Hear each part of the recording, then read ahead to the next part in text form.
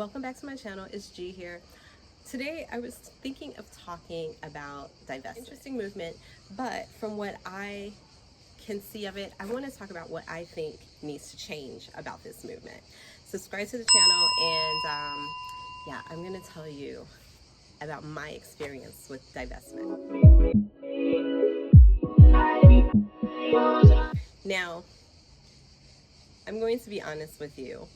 The concept of divestment is something new to me, but I realized that I divested when I was like a little kid. And I'm not trying to say like I'm the grandma or mama of divestment in any sense.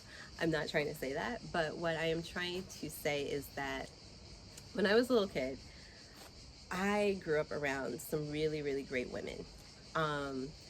But they were always working, working on so many different things, and always fighting about things that were man related, okay? And not each other, but I just mean in general.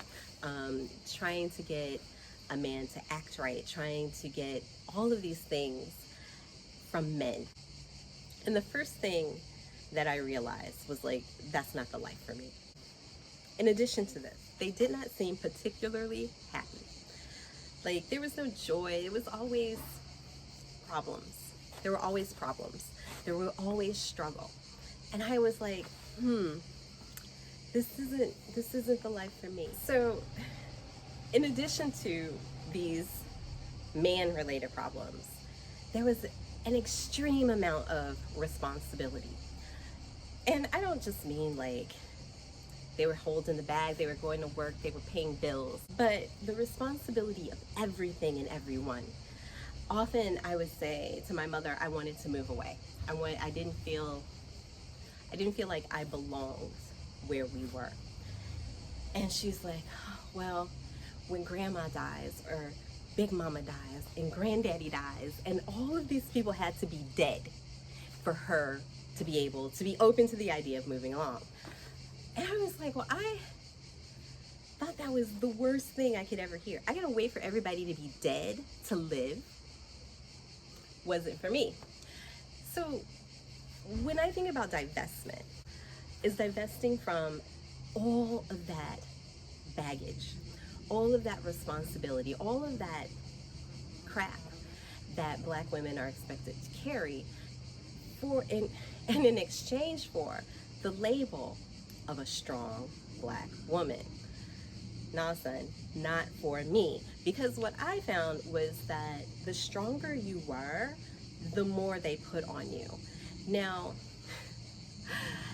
that was all too much. And I wanted to be young and live. I wanted to go away. I wanted to do things. That was all too much for me. Like, at a young age, I was like, yeah, I wanted to live before everyone else died. I wanted to be able to go places and to do the things. I didn't even know what those things were. So in my head, I wasn't like, I'm divesting. I'm 10 years old. I'm divesting. No, I was just like, that's not for me. That whole thing is not for me. So the first thing I really thought about, because relationships were so big in people's lives, I was like, I don't want my relationship to be that big, to have to be so much more than just me, I wanted some more kind of balance. And when I started dating, I didn't know how to translate that. I'm going to be honest, because it's all a trial and error of this life. So this is part of the evolution. But that aside, what I never did, regardless of who I was dating and the ethnicity that they were, was let them put that baggage on me. Because despite the fact that you might say I'm divested from Black men, you have to divest from the mentality that Black women are taught to have. Because you can carry that on with any ethnicity of person, and you still end up in the same sad sack situation. And that's not how I am interested in living at all. So I don't really come on this channel, and I don't really want to talk about tons and tons and tons about relationships, but I understand for me, it's more than, my life is more than that. My life is not focused around the man in whom I'm dating or married or whatever the case may be. My life is so much broader than those things, and I think that was another thing in my, growing up. I had to really separate. And it's hard, like, like when you're little, like, I don't want to do all that. But then you get in the patterns because you've only seen certain things. And, you think struggle love is the way that you build together and you come out on top. And, we were at the bottom and now we're here type of BS. Like, no. That's just, that's surrounding the male ego. And I had to divest from all of those things, because I could still do that with somebody else, can't I? If that mentality is still there.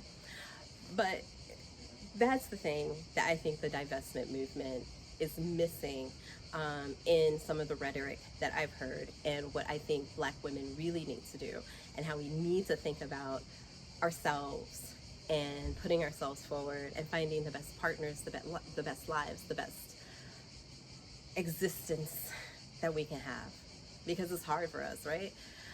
All right, y'all, those are my thoughts. And I don't know, tell me what you guys think. I think sometimes this sparks little things, and I always get some really crappy comments from Black men on my